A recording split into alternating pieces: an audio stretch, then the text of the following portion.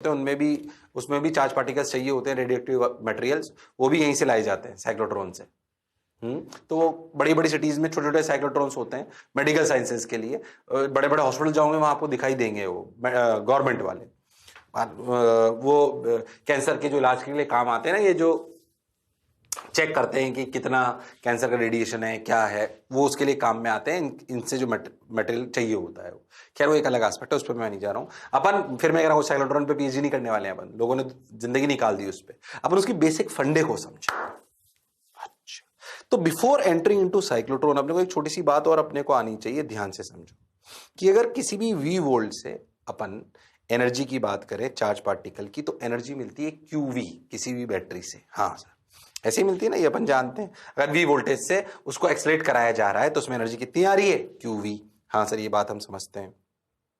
अब ध्यान समझो, तो energy on charge particle left plate is 0, energy on charge particle 1 electron volt. ठीक है, हम समझ गए, इलेक्ट्रॉन की बात हो रही है, ठीक है। अब देखो ध्यान से, ये क्लियर है हमें। आपको इस सेटअप में एक एसी सप्लाई चाहिए होगी। अभी तक जो आप पढ़ रहे थे ना, ये जो आप पढ़ते हो ये सप्लाई होती है डीसी। तो एसी अभी चैप्टर नहीं पढ़ रहे हैं, मैग्नेटिज्म ईएमआई एसी। ईएमआई पढ़ोगे मैग्नेटिज्म के बाद, फिर एसी आएगा। अभी तक समझो जो हम ये पढ़ते हैं, ये जो बैटरी होती है कौन सी सप्लाई होती है, ये होती है डीसी सप्लाई। डीसी सप्लाई मतलब कांस्टेंट वोल्टेज आपको प्रोवाइड करती है। मतलब जैसे जैसे रजिस्टर लगाया, इस पे ज्यादा चर्चा बाद में करेंगे, अभी नहीं कर रहे हैं। 20 वोल्ट तो आप जानते हो कि यहाँ 0 वोल्ट, यहाँ 0 वोल्ट, तो यहाँ 20 वोल्ट, ये आप जानते। ये अपना डीसी डायरेक्ट करंट जो आप अभी तक पढ़ रहे थे वो डीसी। प्रैक्टिकली जो हमारे घरों में सप्लाई आती है वो होती है एसी। अच्छा, एसी सप्लाई होती है ऐसी, जिसमें करंट ऊपर नीचे होता रहता है। असलियत में इक्वेशंस होती हैं इस प्रकार की, आई नॉट साइन ओमेगा टी। या आप अगर ये जो सप्लाई आपको मिलती है, फिर मैं कह रहा हूं इस पर अभी डिटेल नहीं कर रहे हैं क्योंकि चैप्टर नहीं पढ़ रहे हैं, पर थोड़ा सा यहाँ काम आएगा इसलिए बात बता रहा हूं। मान लीजिए सप्लाई है, तो इसको लिखते हैं E is a function of time T, और ये टी, तो ये होता है ई बराबर E naught sine omega T type sinusoidal function आता है। हमारे घरों में ऐसी सप्लाई आती है, सही बताएं तो। अभी इतना सा समझो, तुम समझो ये जो सप्लाई मिल रही है, मान लो ये सप्लाई रजिस्टर के अक्रॉस लगा दी जाए। अगर तुम बहुत ध्यान से देखो तो इसको रिप्रेजेंट करते हैं ऐसे, एसी सप्लाई को इलिप्स बनाइए, सांप लेटा दीजिए। अभी इसमें ज्यादा नहीं पढ़ना है, बस अभी इतना समझना है कि एसी सप्लाई ऐसी होती है कि आप समझो, अगर आप ध्यान से देखो तो इसका अगर ये जो ओमेगा है, ये ओमेगा बराबर टाइम पीरियड है, तो समझो ये टाइम है 2 पाई बाई ओमेगा, ये टाइम है पाई बाई ओमेगा। देखो 0 से pi by omega supply positive थी, पाई बाई ओमेगा से 2 pi by omega supply negative थी, फिर 2 पाई बाई ओमेगा से 3 पाई बाई ओमेगा पॉजिटिव थी। क्या सप्लाई अपनी डायरेक्शन चेंज कर रही है, प्लस माइनस। तो उसमें से प्लस माइनस नहीं लगाते बड़ी बैटरी छोटी बैटरी की तरह, वो कुछ भी हो सकती है, कभी यहां प्लस, कभी यहां माइनस, कभी यहां माइनस, कभी यहां प्लस। अरे हाँ, तुम ध्यान से देखो तो करंट नाचता रहता है। अरे हाँ सर, ऐसी सप्लाई लगाओगे तो ऐसे करंट मिलेगा ना।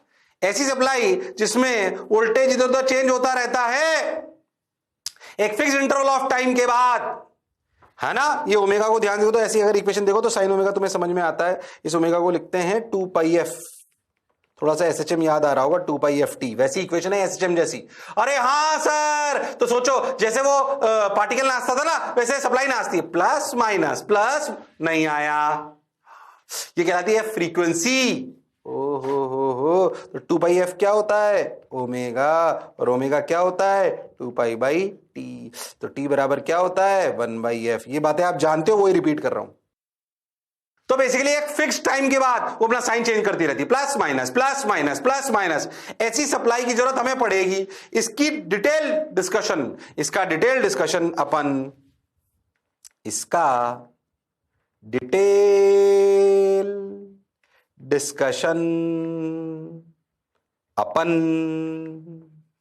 इसका डिटेल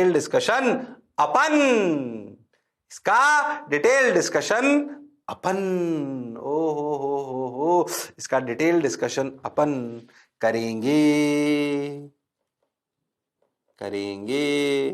ऑल्टरनेटिंग करंट चैप्टर में। पूरा चैप्टर है, 4 से 5 लेक्चर आपको पढ़ाया जाएगा। ओके, अभी बस इतना समझो, हम जो सप्लाई पढ़ते थे वो बैटरी वाली, वो डीसी होती थी, उसमें एक तरफ पॉजिटिव एक तरफ नेगेटिव रहता था, वो फिक्स रहता था। यहां एसी में कभी इधर प्लस इधर माइनस, इधर प्लस इधर, एक फिक्स इंटरवल ऑफ टाइम के बाद पाई बाई ओमेगा के बाद वो अपनी पोलैरिटी चेंज करता रहता है। कभी जिधर प्लस था उधर माइनस आ गया, जिधर माइनस था उधर प्लस आ गया। अच्छा, अभी इतना समझो, क्योंकि इस सप्लाई की जरूरत हमें साइक्लोट्रॉन में पड़ेगी, उसी से हम उसको एक्सप्लेन कर पाएंगे। ठीक, हमारी जो समस्या थी, उस समस्या का समाधान करने के लिए हम साइक्लोट्रॉन की मदद लेंगे, इलेक्ट्रिक फील्ड भी मदद लेंगे, मैग्नेटिक फील्ड भी मदद लेंगे। समस्या फिर से रिपीट करता हूं कि एक चार्ज पार्टिकल जिसको हम बहुत एनर्जी देना चाहते हैं, एक चार्ज पार्टिकल जिसको हम बहुत एनर्जी देना चाहते हैं, वो एनर्जी, एक चार्ज पार्टिकल जिसको हम बहुत एनर्जी देना चाहते हैं, वो एनर्जी खाली एक बार वी वोल्टेज लगाकर बात नहीं बन पाएगी, क्योंकि वी की एक अपर कैप है, उससे ज्यादा उसमें कर पाना संभव नहीं है। ओके सर, बात तो आपकी बिल्कुल सही है सर। हो, तो cyclotron is a machine that uses both electric field and magnetic field in combination. ये क्या है पहले समझो, पहले अपन समझे, ये सेटअप समझने से पहले तुम पहले में एक फंडा समझो, बेसिक फंडा सुने। एक्चुअली हमने ये सोचा, क्या सोचा सुने, हमने सोचा कि यार अगर ये क्यू चार्ज है, प्लस से ही समझाता हूं, और इस क्यू चार्ज पे ऐसे इलेक्ट्रिक फील्ड लगा दी और ये वी वोल्ट पे पहुंच गया, तो यहाँ पे अगर पोटेंशियल 0 था, यहाँ पे पोटेंशियल वी था, तो यहाँ पे एनर्जी आ गई क्यू वी। अब समस्या है कि क्यू वी उतनी ताकतवर नहीं है। हाँ, सोचो अगर कोई आदमी होता जो इस क्यू वी एनर्जी को रिटेन कर कर वापस यहां लाके छोड़ देता, तो क्या क्यू वी, क्या ये क्यू वी तो पहले से ही थी, क्या एक बार और एक्सेलरेट होकर, अरे हाँ, क्या एक बार और एक्सेलरेट होकर, अरे हाँ, क्या एक बार और एक्सेलरेट होकर 2qv हो जाता। फिर कोई आदमी होता इसकी बिना एनर्जी खत्म करे, इसको यहां लाके फिर छोड़ देता, तो क्या 3qv हो जाता, फिर कोई छोड़ देता, फिर 4qv। अरे हाँ सर, बात तो आप बिल्कुल सही कह रहे हो सर। ऐसे घुमा घुमा के अगर हम बार बार, हमने सोचा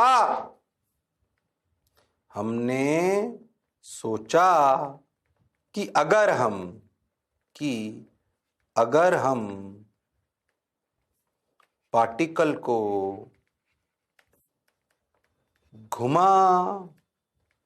घुमाकर बार बार एक्सेलरेट करें तो एनर्जी बढ़ती जाएगी, तो एनर्जी बढ़ती जाएगी। हाँ सर, बात तो आपकी बिल्कुल सही है सर, जोरदार है सर, मजेदार है सर, शानदार है सर। बोलो क्लियर? अरे पक्का? हाँ सर, बिल्कुल बढ़िया सर। अब सोचो घुमाने का काम कौन कर सकता है? Magnetic field. अरे हाँ, ये घुमाने का काम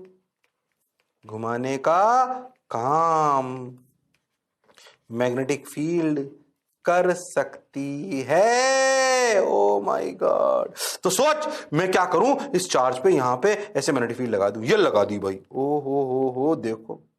अरे हाँ, सोच जैसे ही मैग्नेटिक फील्ड लगाई, ये चार्ज क्यों ऐसे घूम गया। अरे हाँ, कितनी एनर्जी थी यहां पे भी, एनर्जी कितनी थी, क्यू वी। अब सोच अब अगर वापस ये इधर सोच के देखो, इस क्यूवी से यहां पे एनर्जी 2qv कब पहुंच सकता है? जब इधर आ जाए, अभी इधर था प्लस, इधर था माइनस वोल्टेज में, अब इधर आ जाए प्लस, इधर आ जाए माइनस। सोच, पहले इलेक्ट्रिक फील्ड ऐसे थी, अब इलेक्ट्रिक फील्ड, सही बोलो नहीं, न्यूज गलत लिखा क्या? इलेक्ट्रिक फील्ड ऐसे थी ना पहले, तो इधर प्लस था और इधर माइनस था। हाँ सर, बिल्कुल सही। और ये v था और ये 0 था, बिल्कुल सही। अब अपन यहां से यहां पहुंचे, तो सोचो इलेक्ट्रिक फील्ड इधर, अब यहां v और यहां 0, यानी कि जितनी देर में ये घूमे उतनी देर में क्या पोलरिटी रिवर्स हो जाए सप्लाई की तो मजा आ जाए। अब सोचिए पोलरिटी रिवर्स कौन कर सकता है? Alternating current. इसलिए उसको बताया था। घुमाने का काम किसने कर लिया? हमें एक बात समझिए यार, घुमा घुमा कर ये काम हो सकता है। घुमाने का काम किसने करा? मैग्नेटिक फील्ड ने। एक्सलेट किसने करा? इलेक्ट्रिक फील्ड ने। सप्लाई को रिवर्स किसने करा? क्योंकि जितनी देर में वो घुमा उतनी देर में सप्लाई रिवर्स हो जानी चाहिए, ऑल्टरनेटिंग सप्लाई ने। अरे हां, तो सोचो, electric field will accelerate, magnetic field will घुमाओ, who will reverse the polarity? Alternating current. ये बेसिक फंडा है। एक्सलरेट, इलेक्ट्रिक फील्ड, घुमाना, magnetic field, supply, reversing, AC. ये तीनों मिलकर अगर सिंक्रोनाइजेशन के साथ अपना काम करें तो हम बार बार घुमा घुमा कर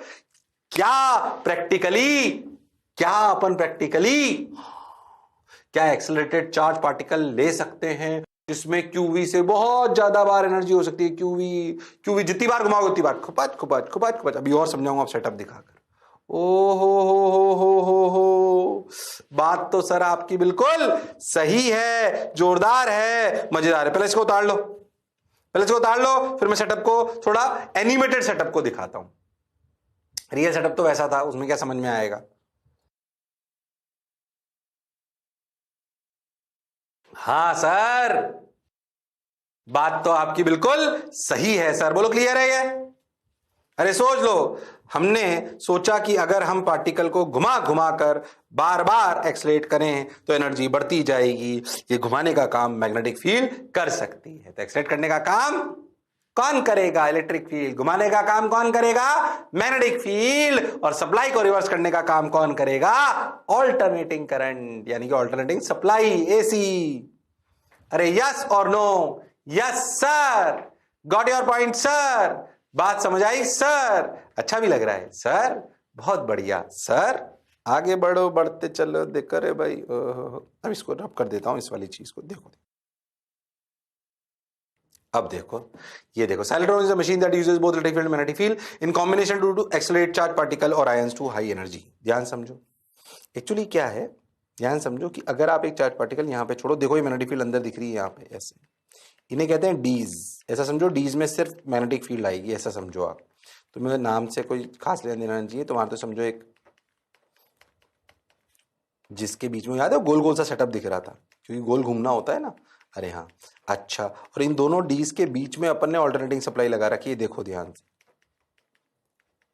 अरे हाँ सर, बोलो क्लियर। ये रही, ये डिफ्लेक्शन प्लेट से तुम्हें कोई मतलब नहीं है। वो तो बेसिकली टकराकर इसको बाहर भी तो लाना पड़ेगा चार्ज पार्टिकल को। अब देखो, तो डीज में मैग्नेटिक फील्ड होती है, आप ऐसा समझो, और उनके बीच में इलेक्ट्रिक फील्ड है, और वो भी इलेक्ट्रिक फील्ड क्योंकि ऑल्टरनेटिंग सप्लाई आ रही है। आप सोचो, मान लो कि आपका चार्ज पार्टिकल यहां पर है, ये रहा। अब समझो कि जब ये चार्ज पार्टिकल स्टार्ट हुआ ना, तो इलेक्ट्रिक फील्ड इधर थी, मतलब ये प्लस था और ये माइनस था। ओके, तो ये चार्ज पार्टिकल ऐसे आया, कितने से एक्सलेट हुआ? क्यूवी से। जैसे ही क्यूवी से आया, सोचो इसने एक चक्कर काटा, ट्र। हाँ, क्यूवी, सोचो ये रेडियस R1। थोड़ा बड़ा बनाया था आपको समझाने के लिए। ये देख, ये ओ हो R1। ओके, ठीक है, R1 आ गया साहब, अच्छा लगा सर। थोड़ा और बड़ा बनाऊं क्या? हाँ बना दो, थोड़ी सी फील ज्यादा आएगी। इधर देख, ये R1। ओके, ये R1। अगर तुम बहुत ध्यान से देखो, अगर आप एक बार एक्सलेट हुए हो, ठीक, तो आप एक बार अगर एक्सलेट हुए हो, मान लो V वोल्ट से एक्सलेट हुए, तो QV equal to half mv², that is kinetic energy. आप जानते हो रेडियस होता है R1 equal to P by QB। P कितना? मोमेंटम, जिसे लिखा जाएगा 2m काइनेटिक एनर्जी, जिसे लिखा जाएगा QV बाई QB, यानी कि लिखा जाएगा √2mv बाई QB²। हाँ सर, अब सोचो जितनी देर में इसने, ध्यान से देखो, जो टाइम पीरियड लिया, ये टाइम पीरियड इसने लिया कितना, पाई एम बाई क्यू बी। इतनी देर में ऑल्टरनेटिंग सप्लाई प्लस से क्या हो जानी चाहिए, माइनस। यानी कि अगर तुम ध्यान से देखो तो ऑल्टरनेटिंग सप्लाई ये इतनी देर में ऐसे होके ऐसे, यानी कि तुम बहुत ध्यान से देखो तो ये पाई बाई ओमेगा आया था, ये 2 पाई बाई ओमेगा आया था। यानी कि याद, बहुत ध्यान से देखो तो इतनी देर में ये पाई बाई ओमेगा के बराबर होना चाहिए। तो ओमेगा बराबर क्या आया, क्यू बी बाई एम। अरे हाँ, मतलब जो ओमेगा सर्कल की है ना, वही ओमेगा उस ऑल्टरनेटिंग सप्लाई की भी होनी चाहिए। अरे हाँ सर, तभी तो ऐसा होगा। अब सोचो जितनी देर में यहां आया, जैसे ही यहां आया, ये हो गया प्लस, ये हो गया माइनस, क्या है, फिर एक्सलेट हुआ। अब इसमें एनर्जी कितनी हो गई, 2 QV। अब सोचिए R2 क्या थोड़ा बड़ा लेगा, R2 आएगा कितना, देखो 2m 2v by QB square.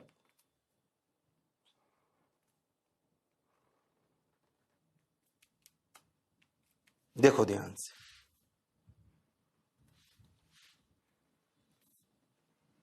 ये, अरे हाँ सर, ये R1 और ये R2। बात तो सर आपकी बिल्कुल सही है, जोरदार है। ये अपना R1 था, ये बढ़ता गया, देखो, ओहो, फिर ये ऐसे हुआ,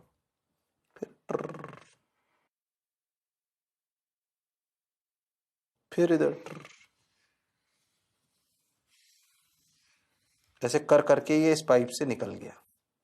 आफ्टर मल्टीपल रोटेशंस, मैंने 2-3 दिखाए, क्या ये रोटेशंस बहुत सारे हो सकते हैं? जितनी बार होंगे, जितनी बार होंगे उतना बढ़िया आपको एक्सेलरेशन मिलता जाएगा। क्या कहानी समझ आई है? तो पहले फंडे को समझो अच्छे से, हो क्या रहा है। साइक्लोट्रॉन, क्या चीज, साइक्लोट्रॉन। तुम ध्यान से देखो तो इसका रेडियस 1 आया, ये कभी कभी कुछ कुछ चीजें और पूछते हैं, 2mv by QB square. Okay, ध्यान से देखो तो R2 कितना है, R2 आया √2 R1। तुम देखो R3 जो आएगा वो क्या आएगा, देखो 3 बार हो जाएगा तो लिखा जाएगा 2m3v बाई क्यूबी स्क्वायर। तुम बहुत ध्यान से आएगा √3 R1। अरे हाँ, तुम ध्यान से देखो तो R2 माइनस R1 है √2 माइनस 1 R1, और देखो R3 माइनस R2 है √2 माइनस, सॉरी ये क्यों बता रहा हूं, इसका कारण है, √3 माइनस √2 इंटू R1। ध्यान से देखो तो डिफरेंस डिक्रीजेस, यानी कि जैसे जैसे सर्कल बढ़ेगा वैसे वैसे उनके बीच का गैप कम होता जाएगा। देख, ये गैप ज्यादा है बनिस्बत इसके x greater than y। O my god, बात तो आपकी बिल्कुल, ऐसा प्रैक्टिकली होता है, ऐसा प्रैक्टिकली होता है। ओ हो, कुछ कुछ बात समझ आई क्या, कुछ कुछ बात समझ में आई या नहीं आई? प्राण प्रखेरु उड़ गए, उड़े कि बच गए? बच गए सर, बिल्कुल बच गए, 110%। बोलो समझ आया? अरे पक्का समझ आया सर, सही लग रहा है सर, अच्छा लग रहा है सर, बढ़िया लग रहा है सर। ओमेगा बराबर QB by M, R2 minus R1 equal to √2 minus 1 R1, √3 minus √2 R1। और ये अपने को क्लैरिटी हो गई, डिफरेंस डिक्रीजेस, ये वो ये, बहुत बढ़िया, बहुत सुंदर, बहुत मजा आया, वाह वाह। ओके, अच्छी बात है सर। अगर तुम बहुत ध्यान से देखो ना तो ये कहानी पूरी ऐसे ही सजी हुई है, अपना समझ में आने। इलेक्ट्रिक क्या करती है, एक्सलेट, मैग्नेटिक क्या करती है, घुमाने का काम। ऑल्टरनेटिंग सप्लाई क्या करती है, क्या फ्रीक्वेंसी ऑफ जो आधा सर्कल है, जो फ्रीक्वेंसी ऑफ सर्कल है बेसिकली, याद करो एक और बात खास ध्यान से देखो, जो टाइम पीरियड ऑफ सर्कल था ना मैग्नेटिक फील्ड में, वो इंडिपेंडेंट ऑफ वी आता था, इसीलिए ऐसा हो पाया। इसीलिए उस सर्कल की फ्रीक्वेंसी और वो ऑल्टरनेटिंग करंट की फ्रीक्वेंसी मैच हो जाती है। वरना सोचो अगर वी के साथ टाइम पीरियड चेंज होता तो शायद वो फ्रीक्वेंसी भी चेंज करनी पड़ती। अरे हाँ, ऑल्दो इसमें और भी बहुत समस्याएं आती है, जब बहुत एक्सलेट हो जाता है तो तुमने सुना होगा m बराबर m0 by under root of 1 minus V square by C square, सुना है क्या? ये रेस्ट मास होता है। अरे हाँ, प्रैक्टिकली क्या मास भी चेंज होने लगता है रफ्तार के साथ। जब बड़ी रफ्तार आ जाती है तो एम भी चेंज होता है। ये अलग टाइप की समस्या है। इसका समाधान, इसका देखो, अगर एम भी चेंज होने लग गया, रफ्तार बहुत बढ़ गई, अब भाई साहब 150 बार वी से एक्सलेट कर लिया तो रफ्तार बहुत बढ़ गई, तो क्या समस्या खड़ी हो जाएगी? एम चेंज होने लगेगा तो सोच रेडियस और अलग तरीके से चेंज होने लगेगा। अरे हाँ, इसका समाधान सिंक्रोट्रॉन्स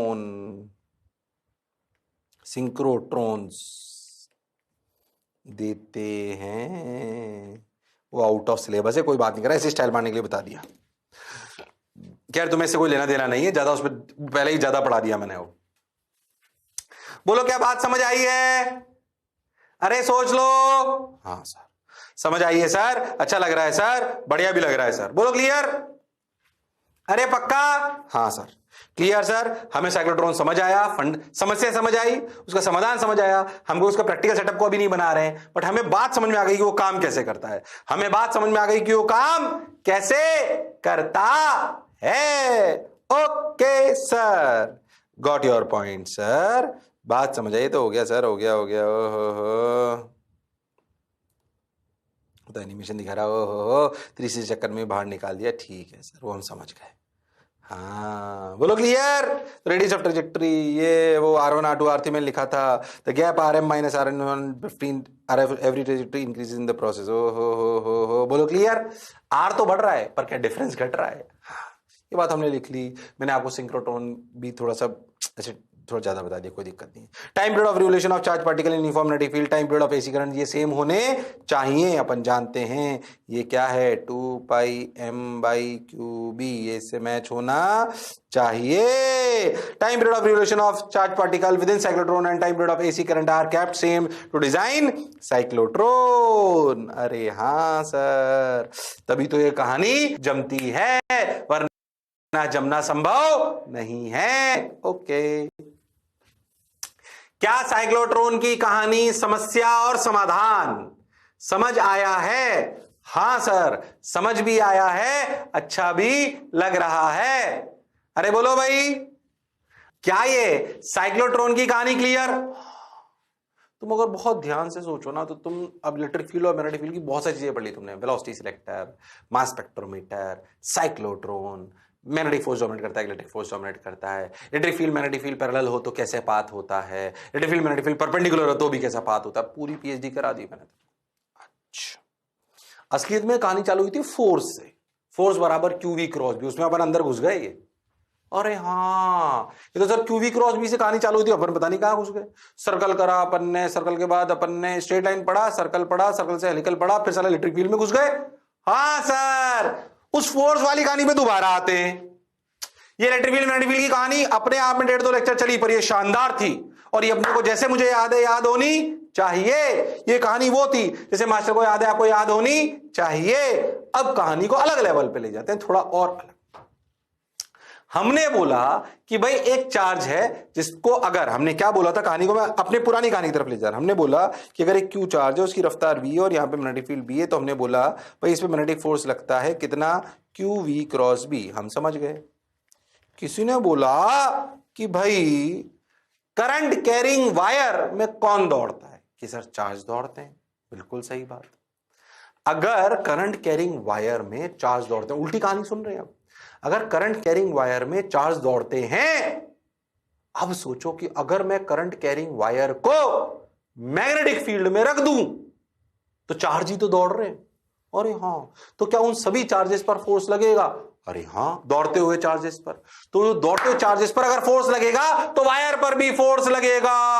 मतलब हमारी थ्योरी कहती है कि अगर एक करंट कैरिंग वायर को मैग्नेटिक फील्ड में रखा जाए, कि अगर एक करंट कैरिंग वायर को मैग्नेटिक फील्ड में रखा जाए तो उस पर फोर्स लगना चाहिए।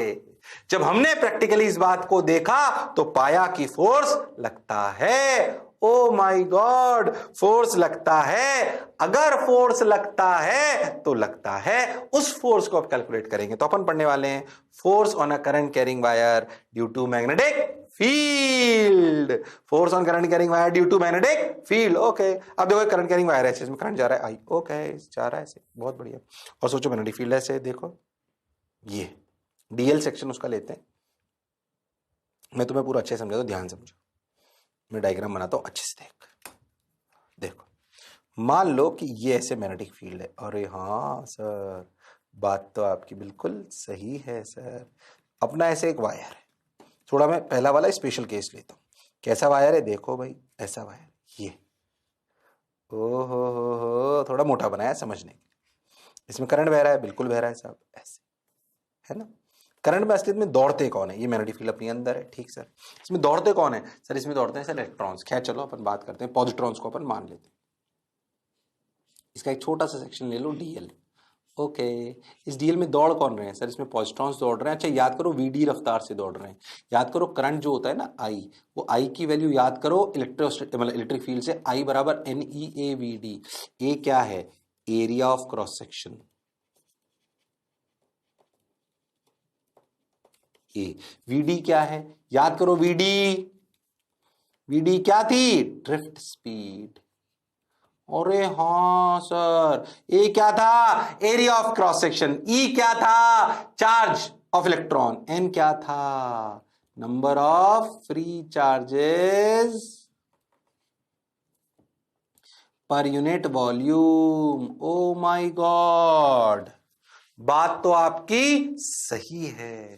तुम सोचो इस डीएल सेगमेंट में, मैं आपसे पूछूं पहला सवाल, कितने फ्री चार्जेस होंगे। छोटे छोटे सवालों के आंसर दोगे तुम, कितने फ्री चार्जेस होंगे सर, एन इंटू इसकी volume, that is a into DL.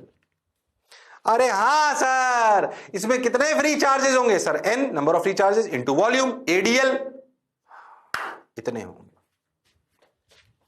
वो सभी वीडी स्पीड से दौड़ रहे हैं। याद करो हमारा अजम्पशन क्या था, सैनिकों की तरह सब वीडी रफ्तार से दौड़ रहे हैं, खुबाच। अरे हां, अब देखो, फोर्स ऑन वन पार्टिकल। अगर एक पार्टिकल की बात करूं तो मैग्नेटिक फील्ड ऐसे है, बिल्कुल सही सर, बिल्कुल सही सर। ओ हो, वो पॉजिट्रॉन ऐसे जा रहा है वीडी रफ्तार से। क्या वीडी और बी में एंगल 90 दिख रहा है, क्या ये फोर्स लगेगा, ई वी डी बी ऊपर। अच्छा, अगर एक चार्ज पार्टिकल पर फोर्स ऊपर लग रहा है तो इतने चार्ज पार्टिकल पर भी फोर्स ऊपर लगेगा, बोलो क्यों। Force on all the particles, free particles, all the free particles present in DL or force on DL wire। एक ही बात है वो तो, जो पार्टिकल पे फोर्स लगेगा वो डीएल पे तो लगेगा। अरे हाँ, कितना देखो, एक पर फोर्स है इतना, टोटल पार्टिकल कितने, इतने, तो N A D L multiplied by E V D B. ओ हो, अब सोचो, N E A V D, sorry तो सुना हुआ लग रहा है, आई, देख क्या आया, I D L P. Oh my God, क्या फोर्स का फॉर्मूला आया, I D L B. Oh my God, तो force on a current carrying wire, force on a current carrying wire is IDLB। ये एक स्पेशल केस है। Special case क्यों, ध्यान से सुनना, because we have considered VD perpendicular to B। अरे हां, हमने एक स्पेशल केस लिया, VD परपेंडिकुलर टू B। बात तो सर आपकी बिल्कुल सही है, जोरदार है, मजेदार है, शानदार है, जबरदस्त है। तो VD perpendicular to B। Okay sir, got your point sir, बात समझ आई सर। ठीक, पहले तो ये समझ आएगा स्पेशल केस, स्पेशल से जनरलाइज पे आ जाएंगे, अभी परेशान मत हो। पहले समझ आया क्या? हाँ सर समझ आया। उतारो इसको, उतारो इसको, पूरी कहानी को। हाँ सर, अरे उतारो उतारो, शर्माओ मत, जिसने की शर्म उसके आए नंबर कम। हाँ सर, ये बात आपकी सही, जिसने की शर्म उसके आए नंबर कम। हमारे तो आ ही नहीं रहे सर, कम कैसे आएंगे? जब नंबर आएंगे तभी तो कम आएंगे। हम आपको चांस ही नहीं देते कि हमारा नंबर कम आए, हम लाते ही नहीं नंबर। जीरो में क्या कम आएगा भैया? ऑब्जेक्टिव एग्जाम होता है, माइनस भी आ सकता है। अरे सोचो रे भाई, अरे पक्की बात।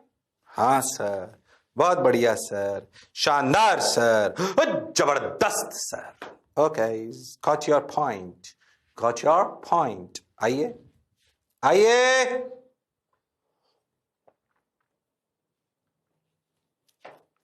समझ आया, संदेश से आते हैं। खैर, ये बात समझ आई। मैं तुम्हें यहां पे जनरलाइज करके बताता हूं। जब जनरलाइज करेंगे तो बस कितना सा अंतर आएगा, सोचना। VD, ये जो फोर्स था, अपन कैसे लिखेंगे? Force on wire, force on wire क्या लिखेंगे? सोचो, NaDl। अरे हाँ, ध्यान से समझना। ओके, NaDl मल्टीप्लाइड बाई एक पे फोर्स कितना? E VD vector cross B vector. इसको थोड़ा सा ध्यान सुनना आप, है ना? E QV cross B। अब तुम एक बात समझो, अगर मैं तो कह रहा हूं ऐसे आपका वायर है I और ऐसे आपकी मैग्नेटिक फील्ड है B, ठीक, ये एंगल थीटा है। तुम बहुत ध्यान से देखो तो क्या अपन ऐसे लिख सकते हैं, NEA VD और DL को अंदर ले जाओ। क्यों? सुनना, कंफ्यूज मतलब ये मल्टीप्लाई का साइन है ना, DL vector cross B vector. VD vector और L वेक्टर की डायरेक्शन सेम है। हाँ, और L वेक्टर की डायरेक्शन उधर ले लो जिधर करंट है, यानी कि DL vector direction should be along VD vector. बिल्कुल सही बात। और we can say DL vector direction is along current, is along current. So NEAVD DL vector cross B vector, NEAVD DL vector cross B vector। और NEAVD क्या है? Current. तो force का formula पता है क्या है? I DL cross B। और DL वेक्टर की डायरेक्शन किधर है? देखो, DL वेक्टर की डायरेक्शन किधर है? जिधर करंट है। तो real formula is IDL cross B। ओ हो, DL छोटा सा एलिमेंट लिया था अपन ने, पर समझ आ गया, IDL क्रॉस B। अरे हाँ सर, तो force on wire is IDL cross B। Ideal case, कोई शक वाली बात नहीं है। अरे हाँ सर, बात तो आपकी समझ भी आ रही है, जनरलाइज भी कर लिया, फॉर्मूला प्रूव भी कर लिया, मजा भी आ रहा है सर। अरे पक्का, पहले फॉर्मूले को अच्छे से समझ लो, समझकर खूब सारे सवाल होते हैं इसमें, खूब सारे, दिमाग चलना चाहिए। बोलो क्लियर है क्या? हाँ सर क्लियर है सर, बढ़िया लग रहा है सर। तो IDL क्रॉस B हो गया है, तो हमारा IDL B जनरलाइज हमने कर लिया। कैसा? IDL cross B। ये हमें समझ आ गया सर, अच्छी बात सर, बढ़िया लग रहा है सर। देखो, मैं खैर बिफोर स्टार्टिंग सवाल मैं आपको कुछ कुछ चीजें और समझाता हूं इसमें। देखो एक बात समझो, सोचो अगर magnetic field equal to constant, बिल्कुल सही बात सर, ओके। और सोचो कि ऐसे अपना L है and wire is straight. Okay. dl vector becomes L vector. अरे हाँ सर, मैं तो कह रहा हूं अगर मैग्नेटिक फील्ड कांस्टेंट है, कोई चेंज नहीं हो रहा, तो dl dl dl dl dl dl dl dl dl L vector बिल्कुल सीधा है, तो क्या dl vector becomes L vector, then formula is equals to I L vector cross B vector. हाँ, ये आई एल क्रॉस बी कब हो जाएगा? जब वायर स्ट्रेट हो. मैंने थोड़ा सा और रिवर्स, थोड़ी सी और कहानी को समझने का प्रयास करा. समझे अपन, अपने आप सवाल समझ में आने लगेंगे तुमको. देखो, मैं कह रहा हूं मान लो मेरा वायर ना ऐसा है, ये फोर्स का फॉर्मूला यहां लिख देता हूं, फोर्स बराबर I L vector cross B vector. थोड़ी अच्छी सी कहानी सुना रहा हूं, ध्यान सुनना. मैं तो कहता हूं मेरा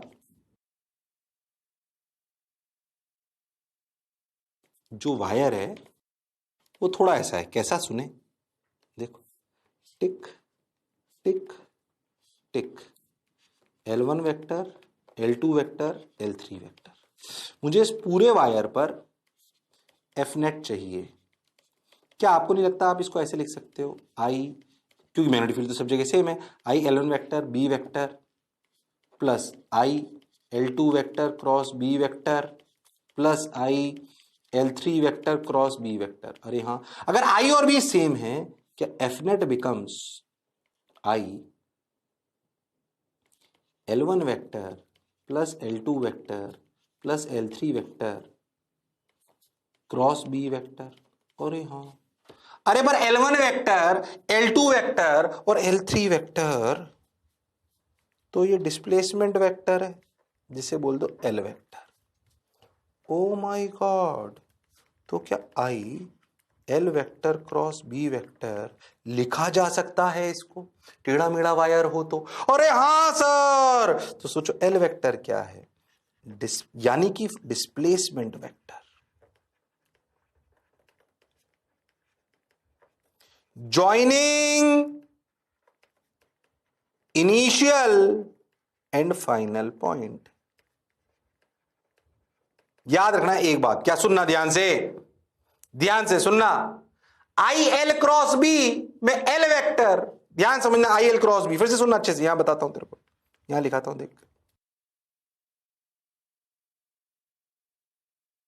आई एल क्रॉस बी कोई भी वायर है, मैं तो कह रहा हूं अगर बी कांस्टेंट है ना, ये कंडीशन है, ऐसे वायर है, तो क्या इस पे फोर्स का फॉर्मूला लिखा जा सकता है I L cross B, where L is the displacement vector joining initial and final point. पर याद रखना है तभी लगा पाऊंगा. अरे तीन की जगह चारों पांचों, टेढ़ा मेढ़ा कैसा भी हो, इनिशियल और फाइनल आ जाएगा ये तो. इस टेढ़े मेढ़े वायर को DL DL DL DL DL DL DL DL DL1 DL2 DL3 DL4 DL5 जोड़ दो, अरे आएगा तो एल वेक्टर ही. पर याद रखना ये तब वैलिड है फॉर्मूला आई, ऐसा अब ऐसे रखना, आई एल क्रॉस बी में L is the displacement vector joining initial point and final point. एक कंडीशन याद रखना, बी शुड बी कांस्टेंट, क्योंकि बी आप यहां पर बाहर तभी ला पाए थे इन सबसे जब बी कैसा था, कांस्टेंट. अगर ऐसा नहीं होगा तो शायद इंटीग्रेट करके सवाल करना पड़ेगा. अरे हाँ, फॉर्मूले की बात समझ में आई. तो I DL vector cross B vector कब आई एल क्रॉस बी बन जाता है, जिसमें एल डिस्प्लेसमेंट वेक्टर होता है, जब बी कांस्टेंट होता है.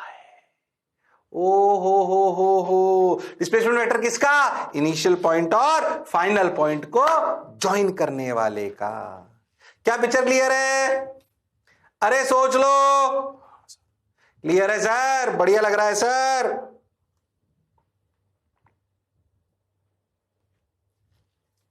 ये कहानी बिफोर स्टार्टिंग क्वेश्चंस में कहानी आपको क्लियर करना चाहता हूं. बोलो क्लियर है? अरे सोच लो. अरे पक्का? हाँ सर, बिल्कुल क्लियर है सर, जोरदार क्लियर है सर. ओहो, एक्सरसाइज भी कर ली मैं, तो पतला लग रहा हूं मैं, है कि नहीं?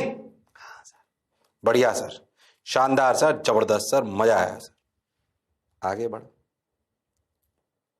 सवाल कर. अब बेसिक सवाल करते हैं। Calculate the magnetic force on current carrying wire of length L placed in a magnetic field B at an angle 37 degree with magnitude आपको बताना है, L दे रखा है, स्ट्रेट वायर है, B कांस्टेंट है। बोलो I L cross B direction के साथ बताना, क्रॉस प्रोडक्ट है अगेन। बार बार बोला था मैंने आपको मैग्नेटिज्म में बिना क्रॉस प्रोडक्ट के काम चलने वाला नहीं है, क्रॉस प्रोडक्ट अपने को आना चाहिए। बोलो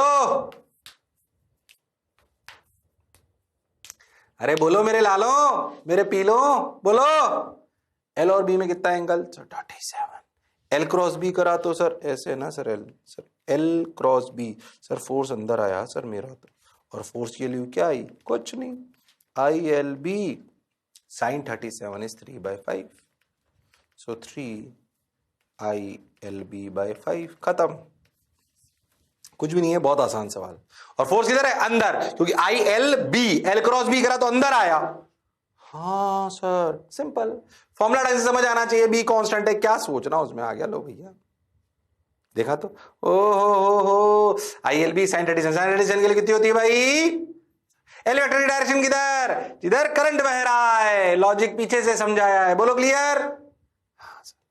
बिल्कुल क्लियर सर, क्रिस्टल क्लियर। और देख ऐसे आ गया जो मैंने अभी बताया कि अगर L1 L2 L3 L4 हो तो भैया डिस्प्लेसमेंट वेक्टर ले सकते हैं। आई L1 plus L2 plus L3 ये, और आया I L cross B, where L vector is the displacement vector joining initial point and final point. Joining initial point and final point. हाँ sir, it is valid when B and I are constant. आई तो हाँ ठीक है। हाँ sir, ये बात हमने भी लिख ली थी, अच्छी बात, हमें समझ आ गई, बहुत बढ़िया। और देखो ये वाला सवाल करके बताओ, एक वायर स्टार्ट हुआ 2,3 से, खत्म हुआ 5,7 पे, ये कोऑर्डिनेट है, मैग्नेटिक फील्ड अंदर है। बताइए फोर्स कितना और किस डायरेक्शन में? बताइए फोर्स कितना और किस डायरेक्शन में? तुम कर सकते हो, वो हुनर वो काबिलियत तुम में है। अरे बता दो, करो। नहीं आया? 2,3 से 5,7, ये भाई साहब करंट, ये भाई साहब करंट, ठीक है भाई। क्या मैं इस वायर को इससे रिप्लेस कर सकता हूं? बोलो क्यों? L वेक्टर बन गया। अरे हाँ, अब देखो, अगर देखो तो इसका कोऑर्डिनेट कितने बनेंगे? 5 - 2 3i कैप, 7 - 3 4j कैप, तो इसका मैग्नीट्यूड कितना हुआ R वेक्टर का? 5। तो क्या यही L वेक्टर बन गया? अरे हाँ सर, बस अब क्या था।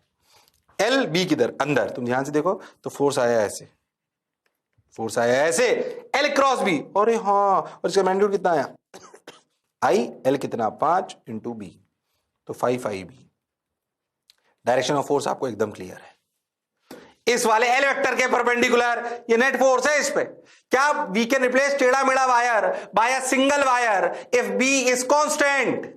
ओ माय गॉड, बात तो आपकी सही है सर, जोरदार है सर, समझ आ गया। लो भाई रिप्लेस करो, आंसर लाओ। बस याद रखना B कांस्टेंट है, I तो कांस्टेंट होता ही है, एक ही तो वायर है वो।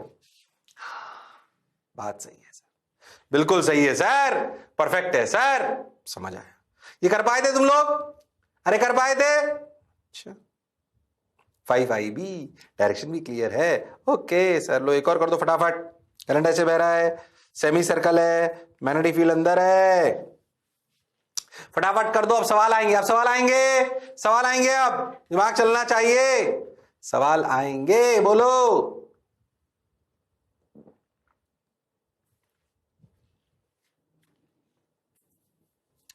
बोलो मेरे लालो, मेरे पीलो, मेरे रेनबो, अरे बोलो भाई, अरे सोचो भाई, अरे हाँ हाँ भाई। ओके, तो ये IB और ओ हो, ध्यान से देखो, क्या इस वायर को इस वायर से रिप्लेस कर सकते हैं? क्या वायर 2R का होगा? क्या फोर्स ऊपर लगेगा डायरेक्ट? क्या 2IRB, 2IRB ऊपर आ गया, खत्म। क्या L वेक्टर 2R बन गया? L वेक्टर कितना बन गया? 2R, खत्म। अरे पक्का? अरे सोच लो, पक्का? समझ आ रहा है सर? बढ़िया लग रहा है सर, क्रिस्टल क्लियर भी है सर। ओके, अब क्या करें? 2IRB ऊपर, खत्म। और देखो, अच्छी बात है भाई, बढ़िया बात है भाई। देखो थोड़ा अच्छा सवाल करते हैं। मान लो कि करंट कैरिंग वायर है जिसमें करंट बह रहा है I1, ठीक सर, I1 करंट बह रहा है। इससे A दूरी पर एक छोटा सा, एक फिक्स लेंथ का, ये तो इनफाइनाइट है, ये कैसा है? इनफाइनाइट। ठीक, इसके पास में एक फाइनाइट वायर है, फाइनाइट एल लेंथ का। ठीक है सर, I2 करंट उसमें बह रहा है। इस I1 की वजह से इस I2 वायर में कितना करंट बहेगा, सॉरी कितना फोर्स लगेगा? पहले तो बताओ डायरेक्शन ऑफ फोर्स क्या होगी, सबसे पहला प्रश्न। मैग्नीट्यूड बाद में, पहले बताओ I1 की वजह से क्या I2 पर फोर्स लगेगा? क्यों लगेगा? सुन, क्या I1 की वजह से वहां मैग्नेटिक फील्ड है? हाँ है। क्या I2 की वजह, क्या I2 पर फोर्स लगेगा? हाँ। डायरेक्शन बताओ, डायरेक्शन बताओ। कर सकते हो तुम लोग, तुमसे ही कराऊंगा धीरे धीरे। अच्छा मेरे को पहली बात बताओ, I1 की वजह से I2 वाली जगह पर मैग्नेटिक फील्ड किधर है? अंदर। ये रही, ये कहलाई B1। अरे हां, अच्छा। अगर I2 वाली पर B1 का मैग्नीट्यूड कितना है? Mu naught I1 by 2 pi A for I2 this is constant. ध्यान से देखो, तो I2 वाला वायर पूरा इसी मैग्नेटिक फील्ड में रखा हुआ है, क्योंकि A चेंज ही नहीं हो रहा है। अगर मैं A की वैल्यू को चेंज करता तो अलग बात थी, पर A तो फिक्स्ड है, तो I2 पर जो मैग्नेटिक फील्ड है अंदर, वो भी फिक्स्ड है। अब बोलो I2 L क्रॉस B किधर आएगा force? Force on I2 due to I1। बोलो ध्यान से देखो, L क्रॉस B। अरे हां, ये आएगा force on I2 due to I1। अब बोलो L और B में angle, L vector perpendicular to B vector. Yes sir. तो देखो, force on I2 due to I1 is equals to I2 L और B की value mu naught I1 by 2 pi A। ध्यान से देखो, तो mu naught I1 I2 by L by 2 pi A। Oh my god, attraction हो गया। हाँ sir, attraction हो गया सर। ये तो सेम डायरेक्शन में अगर करंट जा रहा है तो देखो उसी तरफ खींचने लगा वो। बात तो सर आपकी बिल्कुल सही है, जोरदार है, मजेदार है, शानदार है। सवाल भी समझे, बात भी समझे। सवाल करते चलेंगे, बातें समझते चलेंगे, अच्छा लगता चलेगा। बोलो क्लियर? अरे सोच लो। हाँ सर बिल्कुल क्लियर सर, समझ आ गया सर, ये बढ़िया लगा सर। तो म्यू नॉट, वही mu naught I1 I2 L by 2 pi A left hand side, crystal clear. B change ही नहीं हुआ था। ओके, और देख, ओ हो देखो, मैं कह रहा हूं दोनों इनफाइनाइट ले लेते हैं। अब सोचो, अगर इनफाइनाइट दोनों हो तो इसका कहानी तो वो की वही रहेगी, ये D दूरी। सोचो, इसलिए इस वाले वायर पर फोर्स निकालना समझदारी नहीं है, अपन निकालते हैं फोर्स पर यूनिट लेंथ, क्योंकि लेंथ इनफाइनाइट हो गई ना नहीं तो। और इनफाइनाइट को रियलिस्टिक बात नहीं, और रिलेटिव बात है। तो अगर दो इनफाइनाइट वायर हो, पहले अपन एक बात समझें, इस I1 की वजह से इस I2 वाली जगह पे मैग्नेटिक फील्ड B होगी mu naught I1 by 2 pi D। अच्छा मुझे बताओ, ये है magnetic field at 2 due to 1। What is magnetic field at 1 due to 2? बोलो, 1 वाली जगह पे 2 की मैग्नेटिक फील्ड बाहर होगी, देख। अरे हाँ, और ये भी इतनी होगी mu naught I2 by 2 pi D। अरे हाँ सर, इसमें डिफाइन करने के फोर्स पर यूनिट लेंथ। क्यों? क्योंकि नहीं तो लेंथ से मल्टीप्लाई कर दो इनफाइनाइट हो जाएगा ना वो तो। अरे हाँ, अब सुन, तुम ध्यान से देखो, तो 2 पर 1 की वजह से फोर्स इधर आएगा, फोर्स ऑन 2 ड्यू टू 1। ऐसे ही देखो, फोर्स ऑन 1 ड्यू टू 2 इधर आएगा, देखो। अरे हाँ सर, अट्रैक्शन। एक बात सीखने लायक है कि भाई, अगर दो वायर्स में सेम डायरेक्शन में करंट जा रहा हो, दो वायर्स में सेम डायरेक्शन में अगर करंट जा रहा हो तो उनमें अट्रैक्शन होता है। अरे क्या होता है? अट्रैक्शन होता है। ये बात तो हम समझ गए। कितना होता है फोर्स पर यूनिट लेंथ, वो सुन। अब कुछ नहीं, अगर अपन फोर्स ऑन 2 ड्यू टू 1 पढ़ें तो वो आएगा I2 L 1 मीटर फोर्स पर यूनिट लेंथ, ओहो, into B that is mu naught I1 by 2 pi D, यानी कि mu naught I1 I2 by 2 pi D। ऐसे ही force on 1 due to 2 by L करोगे तो I1 into 1 into mu naught I2 by 2 pi D, यानी कि फिर से mu naught I1 I2 by 2 pi D. तो फोर्स पर यूनिट लेंथ दोनों पे सेम आएगा, उसका फॉर्मूला है mu naught I1 I2 by 2 pi D. अगर सेम डायरेक्शन में करंट बह रहा हो तो mu naught I1 I2 by 2 pi D ये अट्रैक्शन फोर्स होता है, ये फोर्स पर यूनिट लेंथ होता है। कोई पूछ ले 5 मीटर में मल्टीप्लाई कर दो 5 मीटर से। एक्चुअली क्यों इंपॉर्टेंट बात है, क्यों मैंने इतनी पीएचडी करी? तुम देखो तुम्हारे जो टावर्स होते हैं, क्या होते हैं टावर्स? अरे हाँ सर, ये जो टावर्स होते हैं इन पे जो ये वायर्स चलते हैं, अरे हाँ सर बात तो आपकी सही है, ये जो वायर चल रहे होते हैं ना ऐसे टावर्स के बीच में,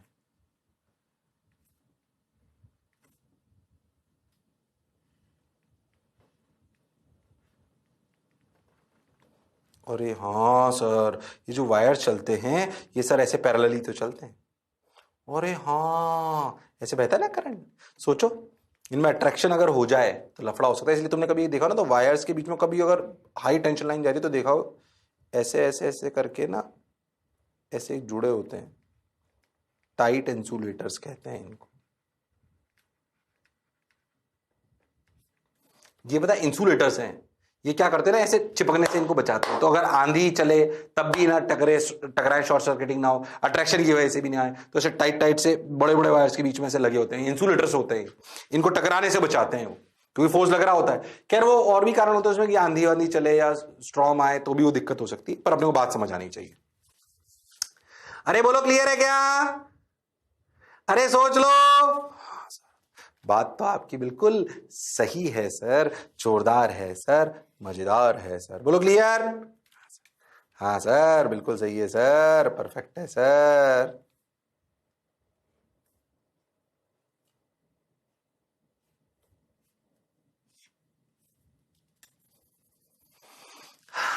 बोलो क्लियर है क्या? वैसे ड्राइंग बना रहा था मैं, परेशान मत हो। तो mu naught I1 I2 by 2 pi D.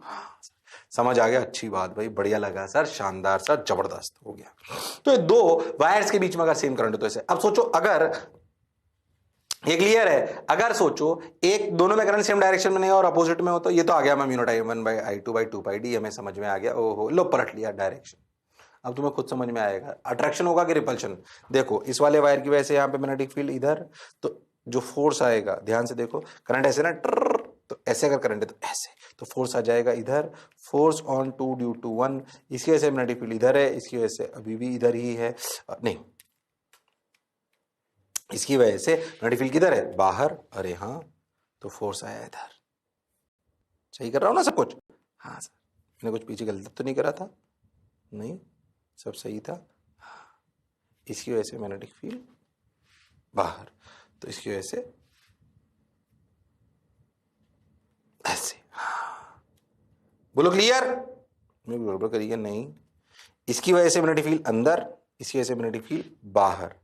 अरे हाँ अब जब ऐसे करंट कर लेंगे तो मैग्नेटिक फील्ड अंदर आएगी ना, ये तो अपन ने सब सही करा। हाँ इसकी वजह से मैग्नेटिक फील्ड अंदर, अंदर तो फिर फोर्स आया इधर, तो ये आया force on 1 due to 2, force on 2 due to 1, force on 1 due to 2 फिर से बराबर आएगा। पर यूनिट लेंथ अगर निकालोगे तो फिर से फॉर्मूला तो वही रह जाएगा। पर अब क्या होगा? रिपल्शन।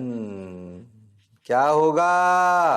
रिपल्शन। परेशान होने की बिल्कुल जरूरत नहीं है। अब क्या होगा? रिपल्शन। तो ठीक है, तो अपने को बात समझ में आ गई। बोलो क्लियर है क्या?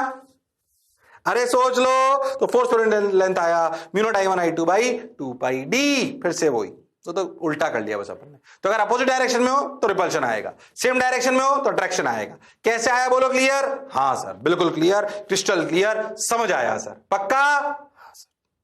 110% समझ आया सर, बिल्कुल परफेक्टली। बोलो क्लियर? Yes sir. चलो आ जाओ भाई, रिपल्शन आ गया साहब, अच्छा लग रहा है। अब देखो एक और सवाल, थोड़ा और। करंट वायर ये इनफाइनाइट, बिल्कुल सही। अब हमने ना सवाल ही सवाल करने हैं। अब ए दूरी पर एक वायर रखा जो फाइनाइट है, बिल्कुल है फाइनाइट, एल लेंथ का, पर इस पे फोर्स पूछा। अब तुम बताओ इस I2 पे क्या हो रहा है, बताओ। तुम बहुत ध्यान से देखो तो तुम्हें समझ में आएगा magnetic field on I2 is changing. क्यों? क्योंकि I2 की दूरी I1 से हर जगह अलग अलग है। तो भैया magnetic field on I2 is changing. तो भैया हमें फिर इंटीग्रेशन के बारे में, सांप के बारे में हमें अच्छे विचार आ जाने चाहिए। वैसे तो ये सवाल कर सकता है, मैं बताऊंगा धीरे धीरे। बोले ऐसे सवाल कैसे करते हैं, कैसे तोड़े I2 को?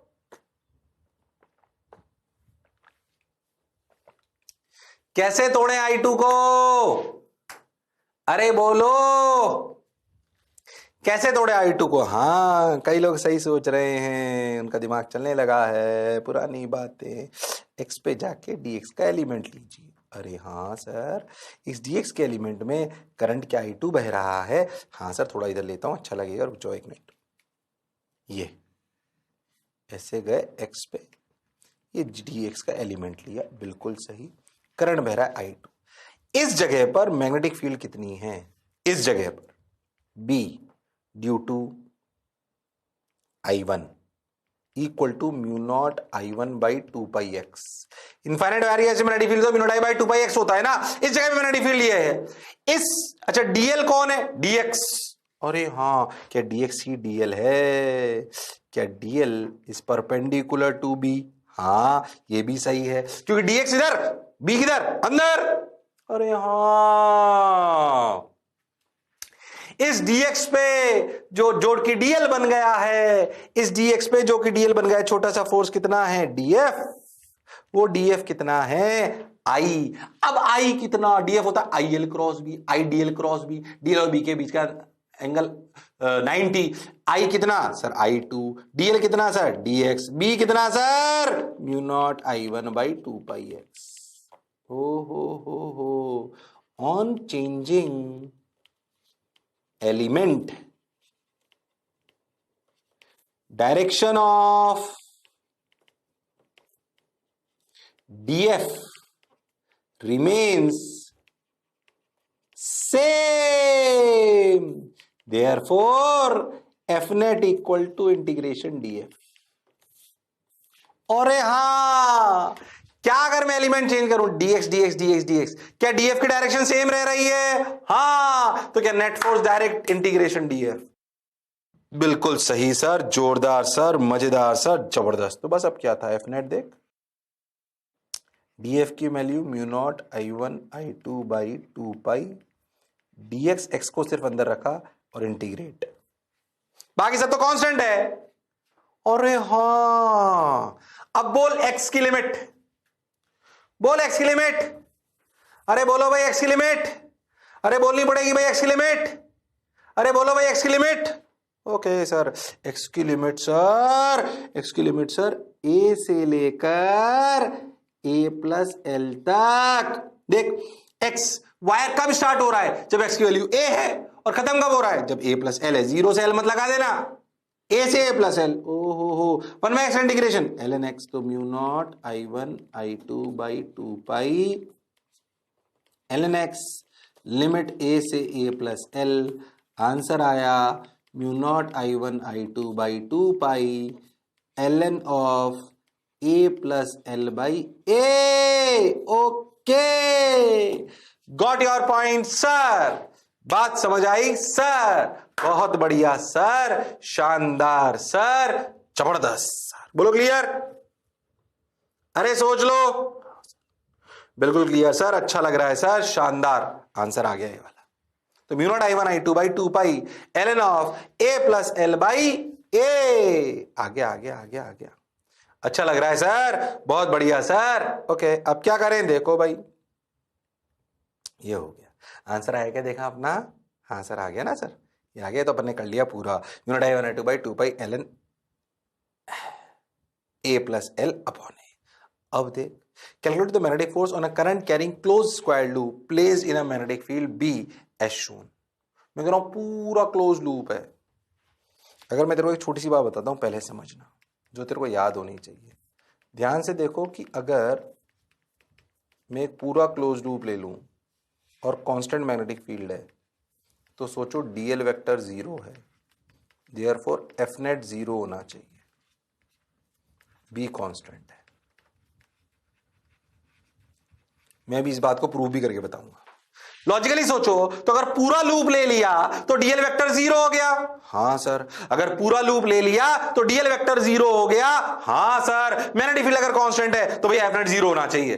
तो क्या हम एक बात बोल सकते हैं, बिल्कुल सही है वो, कि net force F net on a closed current carrying loop is 0 in a constant magnetic field।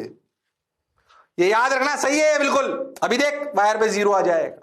इस पर देख, सोच, मान लो कि करंट आपका ऐसे बह रहा है। लो सर, बिल्कुल बह रहा है सर, अच्छा लग रहा है सर।